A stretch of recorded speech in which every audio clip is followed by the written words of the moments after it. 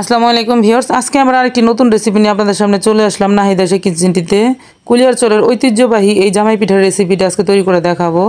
এই রেসিপিটা তৈরি করা যতটা সহজ, খেতে এতটাই মজা, সেটা আসলে তৈরি করে না খেলে বোঝা যাবে না। তো আপনারা আমার সাথেই থাকবেন আর ভিডিওটি স্কিপ না করে ফুল ভিডিওটি দেখবেন, অনুরোধ থাকলো। তো চলে যাচ্ছি মূল রেসিপিটা তৈরি করার জন্য। তো দর্শক, প্রথমে নিয়ে নিচ্ছি এখানে আমি ফ্রোজেন করা চাউলের গুঁড়া 4 কাপের 3 কাপ।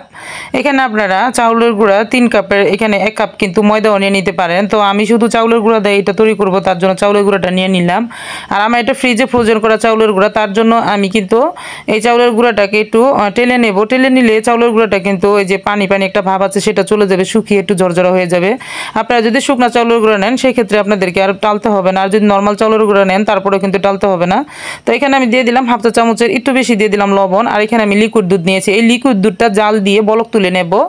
আর এই দুধটা দিয়েই কিন্তু আজকে এই ডোটা তৈরি করব। তো দর্শক, এখানে কিন্তু কোনো ধরনের পানি দেওয়া যাবে না। আপনারা যদি নর্মাল চাউলের গুঁড়াটা নেন সেক্ষেত্রে দুধটাকে বলক তুলে তারপর সরাসরি কিন্তু চাউলের গুঁড়াটাকে ঢেলে দিলেই হয়ে যাবে। আমি যেহেতু ফ্রোজেন করা চাউলের গুঁড়াটা নিয়েছি, তার জন্য আমি চাউলের গুঁড়াটাকে এভাবে টেলে নেব আর এইদিকে দুধটাকে বলক তুলে নেব, তারপরে আমি এই ডোটা তৈরি করে নেব। তো আমি চুলাতে বসাই দিলাম আর এদিকে কিন্তু চাউলের গুঁড়াটা হালকা টালতে শুরু করেছি। আর ওদিকে কিন্তু আমি লিকুইড দুধটাকে জাল দিয়ে দেব। তো দেখুন, এটা গরম হয়ে আসবে, গরম হয়ে আসলে জর্জরা হয়ে গেলে কিন্তু আমার এটা টালা হয়ে যাবে। তো এখন আমি লিকুইড দুধটাকে একটু জাল করে বলক তুলে নিচ্ছি, ভালো করে জাল করে বলক তুলে নিতে হবে। তো এখন কিন্তু বলক আসেনি, প্রায় বলক ওঠার পর্যায়ের দিকে আছে। তো এখন আমি নাড়াচাড়া করে দিচ্ছি। তো কিছুক্ষণের ভিতরে কিন্তু বলকটা চলে আসবে। বলক চলে আসলে আমি চুলাটাকে অফ করে দেবো এদিকে। তো দেখুন, এখন কিন্তু দর্শক বলক চলে আসছে। খুব ভালো করে কিন্তু দুধটাকে বলক তুলে নিতে হবে। আমি চুলাটাকে অফ করে দিলাম আর এদিকে কি দেখুন, আমি যেটুকু পরিমাণে টেলে নিয়েছি এদিকে কিন্তু আমার চাউলের গুঁড়াটা কিন্তু এদিকে গরম হয়ে গেছে আর ঝরঝরা হয়ে গেছে। তো এই পর্যায়ে আমি চুলাটাকে অফ করে তারপর অল্প অল্প করে লিকুইড দুধ দিয়ে দিচ্ছি। এটা কিন্তু ফুটন্ত লিকুইড দুধ। আর আপনারা যদি সরাসরি করে নেন সেক্ষেত্রে কিন্তু লিকুইড দুধটাকে জাল করে সেখানে চাউলের গুঁড়াটা সরাসরি দিয়ে দিবেন। আমি ফ্রোজেন করা চাউলের গুঁড়া তার জন্য কিন্তু আমি এইভাবে টেলে নিয়ে তারপরে লিকুইড দুধটাকে আরেক সাইডে বলো করে আলাদা আলাদাভাবে মিশিয়ে নিলাম। তো যতটুকু পরিমাণের আমার এখানে লিকুইড দুধটার দরকার আমি ততটুকু পরিমাণে দেব, বেশি করে দেব না। বেশি দিলে কিন্তু নরম হয়ে যাবে, নরম হয়ে গেলে কিন্তু পিঠাটা তৈরি করা যাবে না। একটু ঝরঝরা যাতে থাকে তার জন্য আমি ঝরঝরা করে নেব। আপনারা যদি শুকনা চাউলের গুঁড়াটা নেন সেই ক্ষেত্রে আপনারা লিকুইড দুধটা একটু বেশি ব্যবহার করবেন। আর যদি নর্মাল থাকে তাহলে আর কোনো দরকার নেই। আমি যেহেতু ফ্রিজ থেকে ফ্রোজেন করা চাউলের গুঁড়া বের করেছি, এর জন্য কিন্তু আমার এখানে বেশি লিকুইড দুধ প্রয়োজন হয়নি। তো আমি এখন 2 টেবিল চামচ পরিমাণের চিনি দিয়ে দিলাম। চিনিটা দিয়ে খুব ভালো করে নাড়াচাড়া করে তারপর ঢাকনা দিয়ে ঢেকে রেখে দেবো 5 মিনিটের জন্য। চিনিটা কিন্তু আপনারা খেয়াল করে দিয়ে দিবেন, এখানে কিন্তু চিনিটা খুবই প্রয়োজন। আর দর্শক, 5 মিনিটের জন্য আরও সিদ্ধ হওয়ার জন্য ঢেকে দিলাম। তো 5 মিনিট পরে চলে আসলাম, দেখুন এখন কিন্তু খুব সুন্দরভাবে সিদ্ধ হয়ে আছে আর খুব সুন্দর সফট হয়ে আছে। তো এই পর্যায়ে আমি বড় একটি থালাতে ঢেলে নিলাম। এই থালাতে আমি গরম গরমই কিন্তু হাত দিয়ে মথে একদম ফিনিশ করে স্মুথ করে নেব এই ডোটাকে। এখন কিন্তু দলা দেখা যাচ্ছে, আমি যখন খুব ভালো করে মথে নেব আর এরকম কিন্তু কোনো দলাই থাকবে না। এটাকে একটু গরম গরমই করে নিতে হবে, ঠান্ডা হয়ে গেলে হয়তো শক্ত হয়ে যেতে পারে। তো দর্শক, আমি কিন্তু এরকম শক্ত করে নামিয়েছি এর জন্য, যেহেতু আমার ফ্রোজেন করা চাউলের গুঁড়া ছিল তার জন্য আমি একটু শক্ত শক্ত করে নামিয়েছি। এটা কিন্তু এমনিতে নরম হয়ে যায় ফ্রিজে ফ্রোজেন করা গুঁড়োটা। আর যদি আপনাদের নর্মাল চাউলের গুঁড়াটা থাকে সেই ক্ষেত্রেও কিন্তু একটু নরমই থাকে। কিন্তু শুকনা চাউলের গুঁড়োটা একটু ভালো করে লিকুইড দুধ দিয়ে তারপরে কিন্তু চুলাতে আপনার 10 মিনিটের মতন রেখে দিবেন, তারপরে এইভাবে নরম হয়ে যাবে, তৈরি করে নিতে পারবেন। তো আমি বেশ কিছুক্ষণ কিন্তু হাত দিয়ে 5 থেকে 6 মিনিটের মতন মথে নিয়ে খুব ভালো করে তারপরে বাহিরের সাইডটা একদম স্মুথভাবে কিন্তু গোল একটি শেপ দিয়ে তারপরে আমি সুতি কাপড় ভিজিয়ে ঢেকে রাখবো। আর অল্প অল্প করে এখান থেকে ড্র নিয়ে তারপরে আমি পিঠাগুলো তৈরি করব। দর্শক, এই পিঠাগুলা কিন্তু লিকুইড দুধ দিয়ে এইভাবে ডোটা করে নিলে খেতে এতটাই মজা আর এত সুন্দর একটি গ্রান করে।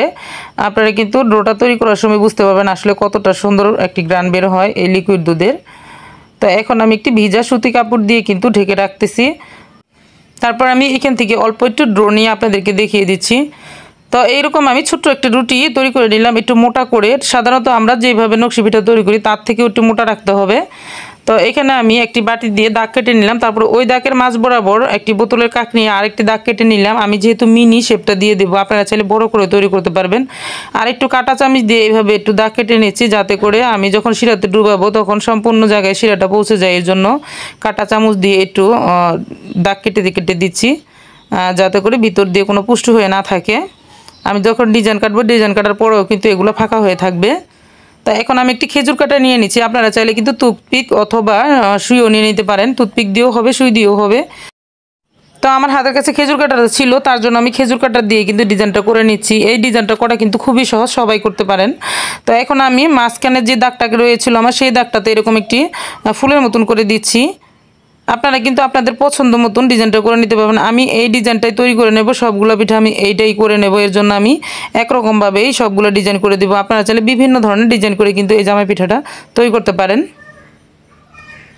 তো আমার এটা কিন্তু ডিজাইন দেওয়া শেষ, এখানে আমি আর ডিজাইন দিব না। এখন আমি একটি কলমের কাক নিয়ে নিচ্ছি, আর এই কলমের কাক দিয়ে কিন্তু আমি আরেকটি ডিজাইন করে দিচ্ছি সাইডে দিয়ে। এটা আমি কাটবো না, আপনারা চাইলে কিন্তু সাইডে দিয়ে কেটেও নিতে পারেন। একটি কয়েলের স্ট্যান্ড দিয়েও কিন্তু যেভাবে আমরা মিনি নেকশো পিঠার ডিজাইনটা করে থাকি ওইভাবে কিন্তু কেটে নিতে পারেন। তো আমি এই ডিজাইনটা করে নিচ্ছি। এই ডিজাইনটা আসলে তৈরি করার পরে দেখতে খুবই সুন্দর দেখা যাবে এবং আকর্ষণীয় দেখা যাবে, এর জন্য আমি এটা তৈরি করে নিচ্ছি।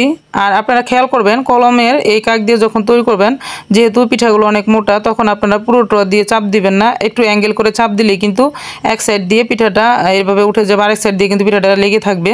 তাহলে কিন্তু আর পিঠাটা ভাঙার সম্ভাবনা থাকবে না।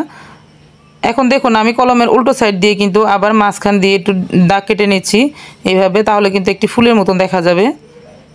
এভাবে কিন্তু আপনারা চাইলে সব ধরনের ডিজাইনটাই দিয়ে দিতে পারেন, খুবই সুন্দর আর দেখতে খুবই আকর্ষণীয় দেখা যায় এই ডিজাইনগুলো। তো একইভাবে কিন্তু আমি সবগুলো পিঠার ডিজাইন দিয়ে দিব। আর এটা কিন্তু মিনি হয়ে গেল ডিজাইনটা, এই যে দেখুন কত সুন্দর দেখা যাচ্ছে। তো একইভাবে আমি সবগুলোই তৈরি করে নিচ্ছি। তো সবগুলো আমার এখানে তৈরি করা শেষ। এখন কিন্তু আমি চিনিটা শিরা করে নেব। এখন আমি চিনি শিরা করার জন্য 4 কাপের 1.5 কাপের মতন দিয়ে দিলাম চিনি, 1.5 কাপের একটু কম, আর 2টা এলাচ দিয়ে দিলাম, আর জর্দার রং দিয়ে দিলাম আমি 1/2 চা চামচের কম। এটা একদম অপশনাল, আপনাদের ভালো লাগলে দিবেন জর্দার রংটা, আর ভালো না লাগলে দিবেন না। আমি যেহেতু ভিডিও তৈরি করি যাতে সুন্দর দেখা যায়, এর জন্য একটু কালারটা যাতে ফুটে ওঠে, এর জন্য আমি জর্দা কালারটা দিয়ে দিলাম। আর ওই 4 কাপেরই আরও 2 কাপ দিয়ে দিলাম পানি, যেহেতু এখানে পাতলা শিরা তৈরি করব। সাধারণত গোলাপ জামুনের জন্য আমরা যেরকম শিরাটা তৈরি করে থাকি, ঠিক ওই রকম করে পাতলা করে কিন্তু এই চিনি শিরাটা তৈরি করা হবে। তো এর জন্য আমি এখানে 1.5 কাপের একটু কম দিয়ে দিয়েছি চিনি, আর 2 কাপ পরিমাণ দিয়ে দিচ্ছি পানি। পানিটা দিয়ে চুলাটাকে আমি অন করে এখন নাড়াচাড়া করে বলক তুলে নেব। বলক তুলে 1-2 মিনিট জাল করলেই কিন্তু হয়ে যাবে। এখানে কোনো ধরনের ঘন অথবা তার এরকম কোনো কিছুই থাকবে না, শুধু জাস্ট বলক আসলেই হয়ে যাবে। আর বলক আসার পরে কিন্তু এখানে আমি 1/2 চা চামচের মতন লেবুর রস দিয়ে দেব, যাতে করে পরবর্তীতে এটা শক্ত হয়ে না যায়, এর জন্য। তো এখন আমি দিয়ে দিলাম সেই 1/2 চা চামচ লেবুর রস। আর এখন একটু নাড়াচাড়া করে 1 থেকে 2 মিনিটের মতন জাল করে তারপর আমি এটা ঢাকনা দিয়ে ঢেকে রেখে দেবো, যাতে করে শিরাটা গরমই থাকে। তো এর থেকে বেশি আমার জাল করার প্রয়োজন নেই, এরকম থাকলে কিন্তু হয়ে যাবে। আর এটা কিন্তু দেখুন এই যে কোনো তারটার কিছু না, একদম পাতলা একটি শিরা। তো এদিকে আমি চুলাতে আরেকটি কড়াই বসাই দিছি, আর সেই কড়াইতে কিন্তু তেলটা খুব ভালো করে গরম হয়ে আসছে। তো এখানে আমি পিঠাগুলো এক এক করে দিয়ে দেব। তো এখানে আমি মোট 4 থেকে 5টা পিঠে দিয়ে উল্টে পাল্টে ভেজে নেব একটু পরপরই। তো দর্শক এর মাঝখানে আপনাদেরকে বলে রাখি, যদি আমার এই ভিডিওটি আপনাদের ভালো লাগে তাহলে কিন্তু ফুল ভিডিওটি দেখবেন, কোনো স্কিপ না করে। আর আমার চ্যানেলটিকে সাবস্ক্রাইব করে পাশে থাকবেন। আমার নতুন নতুন ভিডিও পাওয়ার জন্য কিন্তু বেল বাটনটি বাজিয়ে রাখবেন, এতে করে আপনাদের কাছে খুব দ্রুত এই নোটিফিকেশনগুলো পৌঁছে যাবে আমি যাই কিছু ভিডিও আপলোড করি না কেন।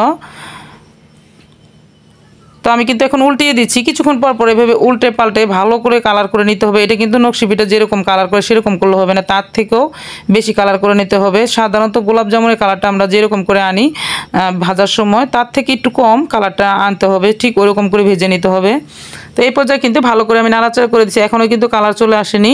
প্রথম অবস্থায় চুলাটাকে হাই হিটে জাল দিয়ে তারপরে কিন্তু চুলাটা মিডিয়াম লো আঁচ করে তারপর ধীরে ধীরে এই কালারগুলো নিয়ে আসতে হবে। খুব ঝাট করেই কিন্তু এই কালারটা নিয়ে আসা যাবে না, তাহলে পিঠাগুলো পুড়ে যাবে উপরের সাইড, আর ভিতরে কিন্তু কাঁচাই থেকে যাবে, খেতে ততটা ভালো লাগবে না। আর দর্শক এই পিঠাগুলো যখন ভাজতেছি তখন কিন্তু এই যে লিকুইড দুধ দিয়ে ডোটা তৈরি করা, তখন এত সুন্দর একটি গ্রান বের হচ্ছে, ভাজতার সময় কিন্তু খেতে ইচ্ছে করতেছিল ভাজতেই। তো দেখুন এরকম এখন যে পর্যায়ে কালারটা চলে আসছে, এরকম কালারটাই আমি রাখবো, এর থেকে বেশি কালার করবো না। এখন আমি এখান থেকে উঠিয়ে পিঠাগুলো তারপর শিরাতে নিয়ে যাব। এত বেশি কালার করতে যাবেন না, তাহলে কিন্তু পিঠাগুলো পুড়ে যাবে, তখন খেতে কিন্তু ভালো লাগবে না, তিতা তিতা লাগবে। এর জন্য আমি দেখুন দেখিয়ে দিলাম আমি কীরকম কালার করে নিয়েছি। একদম লালচে কালার করে নিয়েছি, যেহেতু এটা চিনি দেওয়া আছে, কালারটা কিন্তু এরকম লালই হয়ে আসবে। তো এখন গরম গরম চিনি শিরাতে কিন্তু পিঠাগুলো দিয়ে দিলাম। তো একইভাবে আমি 5টা পিঠা প্রথমে এখানে ভেজে নিয়েছি, 5টা পিঠাই কিন্তু শিরাতে দিয়ে দিব। ওদিকে আমি দ্বিতীয় ব্যাচ ভেজে নেব। দ্বিতীয় ব্যাচটা কিন্তু ভেজে নিতে নিতে এদিকে কিন্তু এই শিরাতে এগুলা ডুবানোই থাকবে, আর ওইটা হতে হতে আরও 10 মিনিট টাইম লাগবে। ততক্ষণ এই 10 মিনিট কিন্তু এখানে শিরাতে ডুবানো থাকলেই কিন্তু এই পিঠাগুলো একদম ভিজে যাবে। আর দর্শক আমি তো বলে দিয়েছি, আপনারা যদি একটু সফট নরম খেতে চান সেই ক্ষেত্রে কিন্তু চাউলের গুঁড়ার সাথে আপনারা আটা মিক্স করতে পারেন। এদিকে আমি আরেকটি বলক তুলে নিলাম, শিরাটাকে বলক তুলে তারপর ঢেকে রাখতেছি। আর এখন এদিকে আমি দ্বিতীয় ব্যাচটাও কিন্তু বেজে নিচ্ছি। তো একইভাবে কিন্তু আমি সবগুলো পিঠাই এখানে ভেজে নেব। আর আমরা কিন্তু এই পিঠাগুলো একটু নরম একটু শক্ত খেতে পছন্দ করি, তার জন্য শুধু চাউলের গুঁড়া দিয়ে আমি এই পিঠাগুলো তৈরি করে নিলাম।